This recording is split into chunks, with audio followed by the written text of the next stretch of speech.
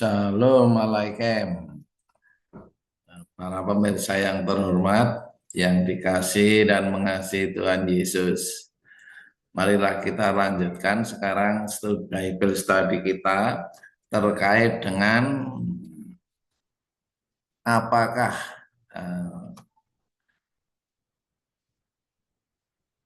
Yesus itu ada sebelum Abraham. Before Abraham was, I am. Yohanes 8 ayat 58. Prin Abraham genestai ego eimi. Apa artinya? What does it mean? Selanjutnya kita kaitkan dengan konsep waktu dan preeksistensi di dalam pemikiran Yahudi yang tertuang dalam Alkitab. Aser ego eimi huon. Akulah sang ada, kata YHWH. Itulah namaku dan pengingatku untuk selama-lamanya. Exodus 3 ayat 14 dan 15. Jadi YHWH tidak terikat oleh waktu maupun ruang. Preeksistensi adalah saat keberadaan sebelum kelahirannya atau kehadirannya di dunia. Artinya kehadiran seseorang atau sesuatu itu hanya ada dalam pemikiran atau rencana sang Adam, yaitu Allah Bapa YHWH saja. Nah, informasi ini terdapat pada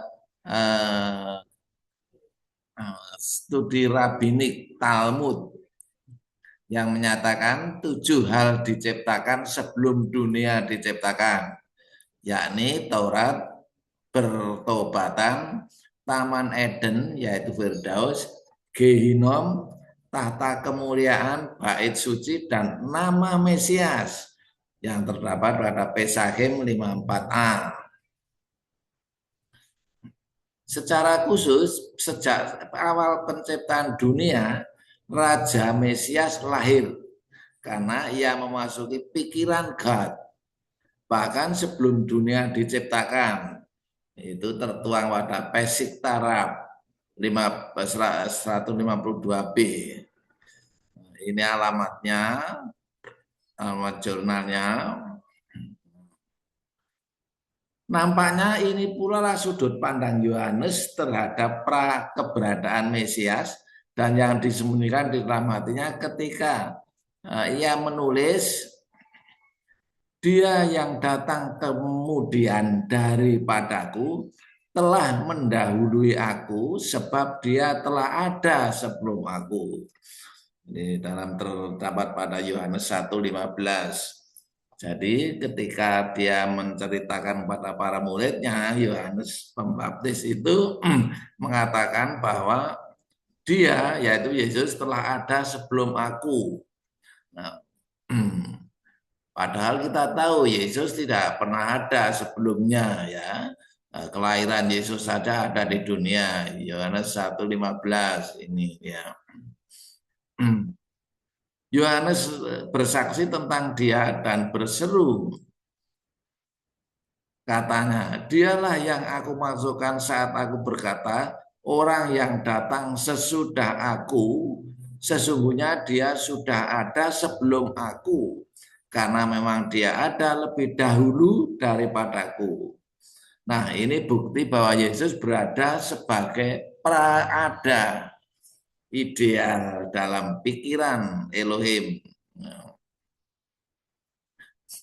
Demikian juga Paulus, Kolose 1:15, who is being image of the invisible God, firstborn of all creation.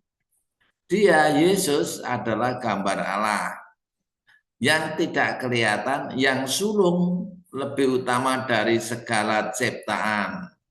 Dari segala ciptaan dia adalah yang sulung, yang pertama, ya. Selanjutnya 1 Petrus 1:20, ia, ya, yang dimaksud ia adalah Kristus, ayat 19, telah dipilih sebelum dunia dijadikan, tetapi karena kamu baru dinyatakan dirinya pada zaman akhir. Nah, ini penjelasan Petrus ini. Berarti pemikiran orang Yahudi memang begitu, gitu ya. Jadi kalau terdapat pada Talmud tadi sudah terbukti ya, sejalan. Pertanyaannya, apakah Yesus secara fisik ada sebelumnya dan apakah ini semuanya menyangkut kekekalan? Itu pertanyaannya. Selanjutnya ya ini saat Petrus 1:20 ini progenos meno men pro kata boles kosmo pro itu sebelum ya before was foreordained before the foundation of the world but was manifested in this last time for you. Jadi baru dinyatakan pada akhir-akhir ini kepada Anda. Sekarang terhadap orang-orang semacam kita ini bagaimana? Ya. Efesian 1:4 ini pro before the foundation. Jadi tidak hanya Petrus, Efesus pun demikian 1:40.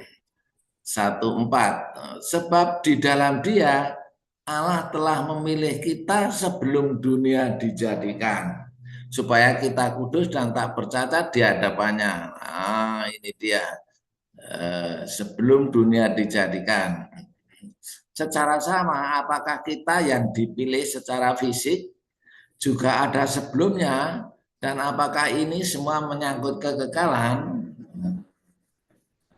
Rasa-rasanya tidak mungkin ya. Saya berpandangan tidak hanya ada dalam rancangan atau pikiran Allah. Ya. Sekarang kita pahami konsep waktu. Para ahli menunjukkan bahwa ada dua jenis praeksistensi literal yang juga disebut sebagai praeksistensi aktual dan praeksistensi nosional atau ideal. Praeksistensi literal dipahami bahwa sesuatu atau seseorang benar-benar ada di dalam surgawi sebelum ada secara fisik di alam duniawi. Sementara itu di sisi lain praeksistensi nosional atau ideal adalah pandangan bahwa semua hal penting ada tidak secara harfiah tetapi lebih tepatnya dalam pikiran atau rencana Allah sebelum mereka ada di bumi. Jadi konsep waktu menurut Allah Bapa, how individual existed prior to birth. Saya tampilkan beberapa ayat saja di dalam Alkitab PL maupun PP. Yeremia 1 ayat 5. Sebelum aku membentuk engkau dalam rahim ibumu, aku telah mengenal engkau. Dan sebelum engkau keluar dari kandungan, aku telah menguduskan engkau. Aku telah menetapkan engkau menjadi nabi bagi bangsa-bangsa. Nah, ini jelas ini bahwa menetapkan Yeremia itu sebelum Yeremia lahir sudah ada itu ya. Tapi tentu dalam pikiran Allah. 1 Petrus 1 ayat 2. Yaitu orang-orang Pontius, Galatia, Kapadokia, Asia Kecil, dan Britania yang dipilih sesuai dengan rencana Allah Bapa kita. Oke. Pertanyaan, apakah secara fisik Yeremia maupun orang-orang pilihan tersebut memang ada sebelumnya, artinya kekal? Saya berpandangan tidak, melainkan hanya dalam rancangan pikiran Allah. Sekarang Kisah Para Rasul 2 ayat 23. Dia, Yesus, diserahkan Allah menurut maksud dan rencananya. Nah, ini sudah jelas. Nah. Telah disalibkan dan dibunuh oleh tangan bangsa-bangsa durhaka. Jadi Yesus itu disalib itu atas maksud dan rencana Allah. penyalipan pembunuhan Yesus adalah termasuk dalam rancangan Allah sebelum menjadi kenyataan. Ya, bahwa kenyataannya itu lewat iblis ya enggak apa-apa, tetapi maksudnya pembunuhan itu sudah direncanakan oleh Allah sendiri. Revelation 13 ayat 8, and all that dwell upon the earth shall worship him whose name are not written in the book of life of the Lamb slain from the foundation of the world. Ya, jadi kematiannya sudah direncanakan, ya. Dan semua orang yang diam di atas bumi akan menyembahnya, yaitu setiap orang yang namanya tidak tertulis sejak dunia dijadikan di dalam kitab kehidupan dari anak domba yang telah disembelih. Ya. Jadi Tuhan, anak domba yang telah disembelih, padahal penyembelihannya belum terjadi saat itu, ya. Yeah.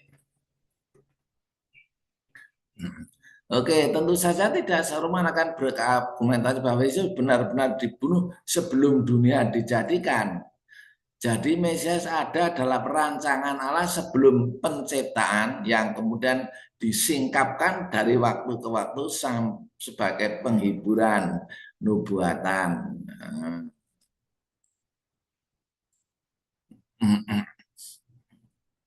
Ini John 5 ayat 58. Be born created. Genestai.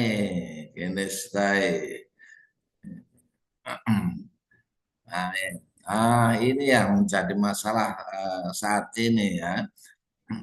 Said to them, Jesus, truly, truly I say to you, before Abraham was, I am. Bukan I genestai gitu ya, atau I amen, tetapi I am. Before Abraham was born, I am. Sebelum Abraham jadi, aku telah ada. Nah, ini membingungkan orang juga ini. Aku ada. Ya.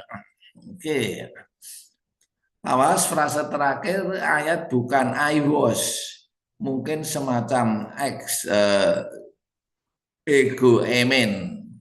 Melainkan I am ego emi. Jadi ayat ini tidak membandingkan eksistensi duluan mana keberadaan kehadiran fisiknya, sekalipun maknanya memang mencerminkan eksistensinya. Semisal merespon apakah Yesus hadir ada atau sebagai apa. Jadi sesungguhnya respon Yesus tersebut bukan kalimat lengkap. Dalam PB ternyata banyak ditemui bentuk pernyataan Yesus baik frase lengkap maupun tidak lengkap. Untuk itu mesti kita cari makna yang akurat dengan melihat berbagai contoh ayat terkait.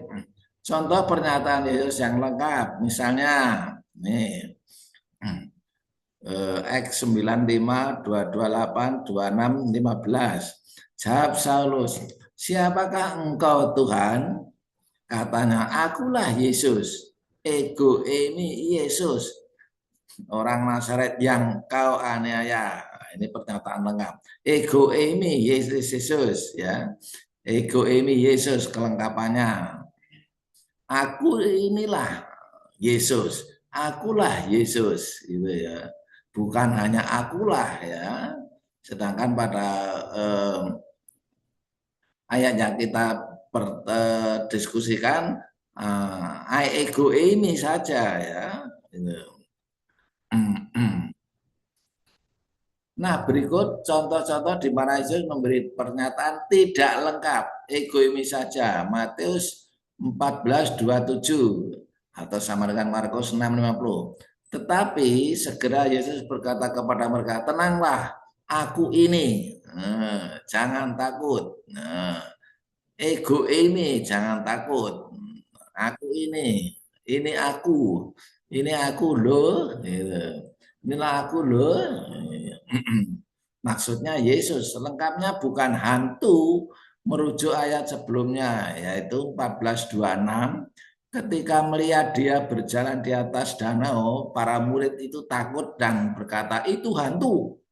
Dan mereka berteriak-teriak ketakutan. Lalu jawab Yesus, ego eimi. Tenanglah, aku ini, ego eimi. Ya.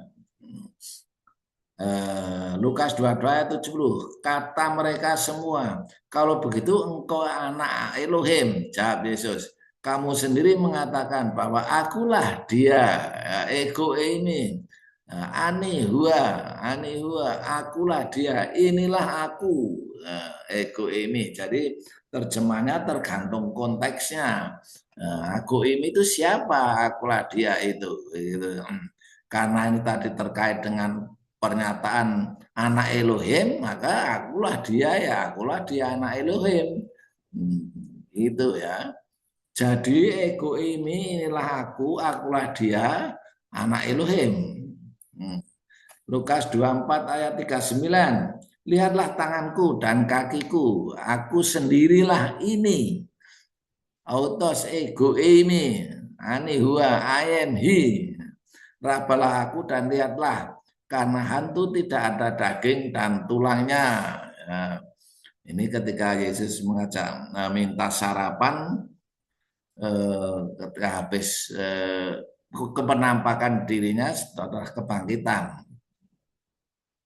Yesus tiba-tiba berdiri. Ayat 36 ya. Yohanes 4 ayat 26. Kata Yesus kepadanya, akulah dia, ego ini, anihua yang sedang berkata dengan engkau. Akulah dia, ego ini. Inilah aku ya boleh, teman-teman, yang sedang berkata-kata dengan engkau. Tentu siapa dia, akulah dia ini? Yesus ya.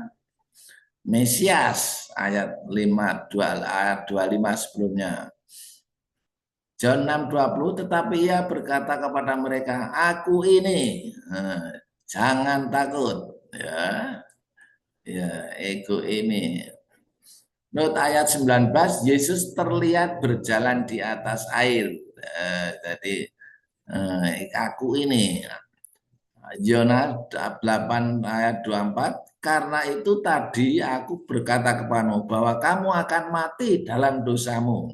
Sebab jikalau kamu tidak percaya bahwa akulah dia, ego ini, kamu akan mati dalam dosamu. Sedangkan ayat 21, maka Yesus berkata, kamu berasal dari bawah, aku dari atas, aku bukan dari dunia ini. Ini ayat 21-nya ya, ayat 21 dan 23 ya. Yohanes 18 ayat 4 sampai 6. Maka Yesus yang tahu semua akan menimpa dirinya maju ke depan dan berkata kepada mereka, siapakah yang kamu cari?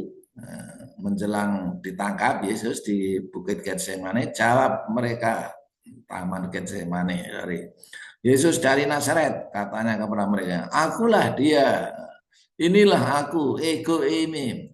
Yudas yang mengkhianati, dia berdiri juga di situ bersama-sama mereka.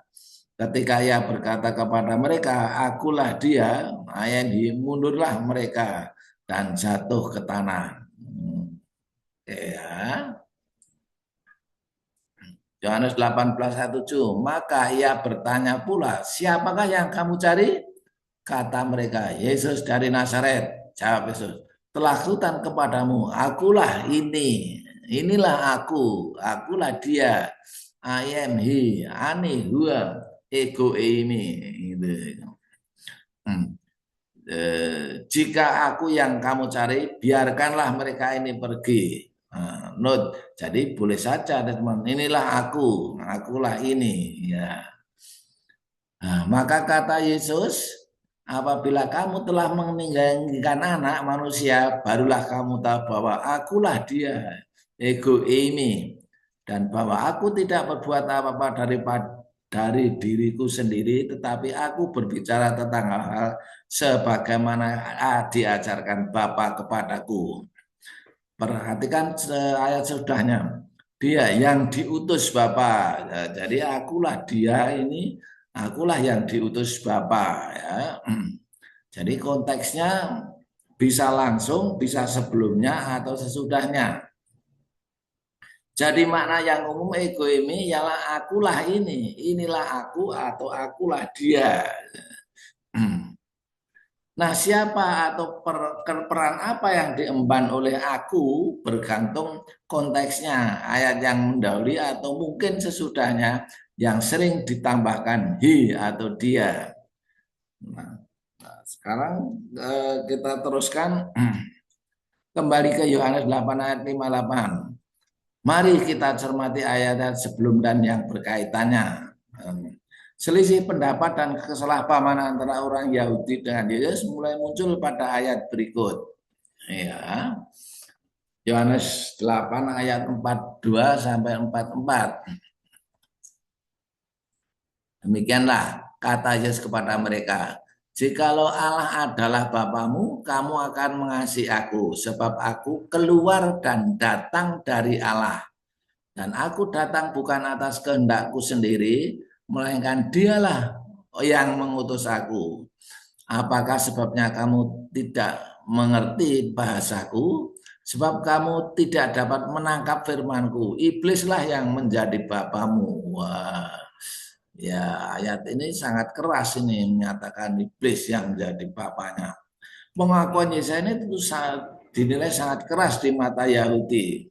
Terlebih lagi menegur mereka bahwa bapa mereka adalah iblis dan menantang membuktikan bahwa Yesus berdosa ayat 6.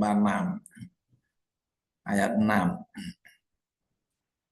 Nah, kembali ke Yohanes 8:58, jawabannya yang dengan melihat ayat sebelumnya, ayat 56.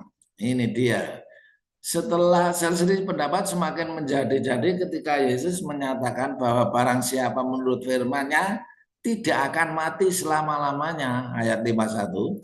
Hal ini disanggah mereka dengan fakta bahwa Bapak Abraham juga para nabi telah mati. Ya, ini nanti setelah mati secara fisik. Betul. Namun Yesus berpandangan berbeda dalam kasus Abraham.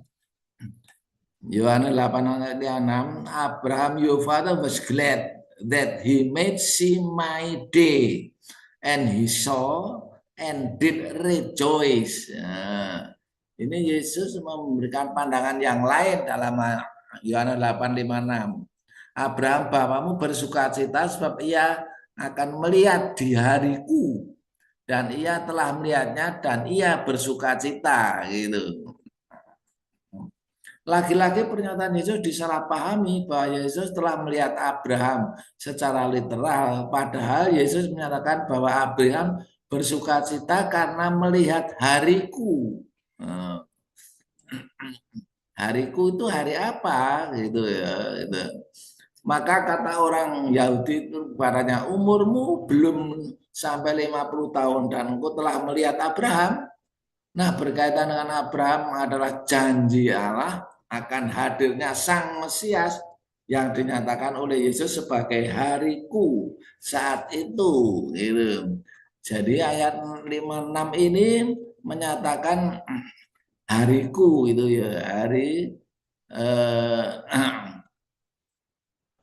kelahirannya, hari kedatangannya sebagai Mesias sebenarnya itu. Maka Yesus kepada mereka, kata Yesus, aku berkata kepadamu, sesungguhnya sebelum Abraham jadi, akulah dia, inilah aku itu, inilah hariku itu, inilah Mesias sebagai Mesias, inilah aku sebagai Mesias. Mengapa sampai ke sana? Jadi ketika Yesus mencatat I am, akulah dia, maksudnya adalah akulah Mesias yang telah dijanjikan sebelum Allah menyatakan janjinya kepada Abraham, yang saat itu melihat penggenapan janjinya pada hariku. Oke, jadi urutan janji penyelamat manusia dimulai sejak Kejadian 3 ayat 5, kemudian ditegaskan ulang melalui Abraham Kejadian 12 ayat 3. Penggenapan janji Allah berkaitan dengan kedatangan Yesus Sang Mesias pada hariku melalui Abraham ditegaskan oleh Petrus pada Kisah Para Rasul 3:25 yang kata, kamulah yang mewarisi nubuat-nubuat itu dan mendapat bagian dalam perjanjian yang telah diadakan Allah dengan nenek moyang kita ketika ia berfirman kepada Abraham, oleh keturunanmu semua bangsa di muka bumi akan diberkati. Kejadian 12 ayat 3.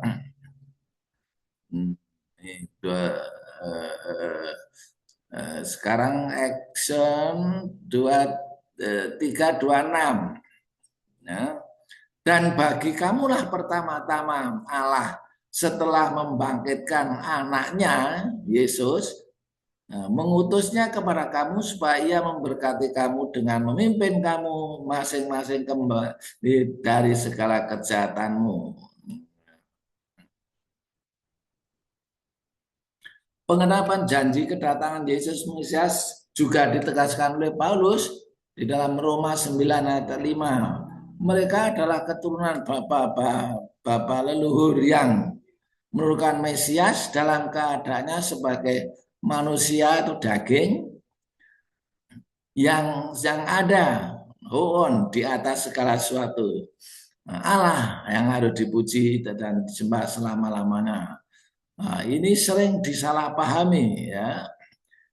Ayat ini menyatakan kalau terjemahan RAI ia adalah Allah yang harus dipuji selama-lamanya. Ini menggiring pada pandangan bahwa Yesus adalah Allah. Nah, mari kita, itulah sebabnya saya tampilkan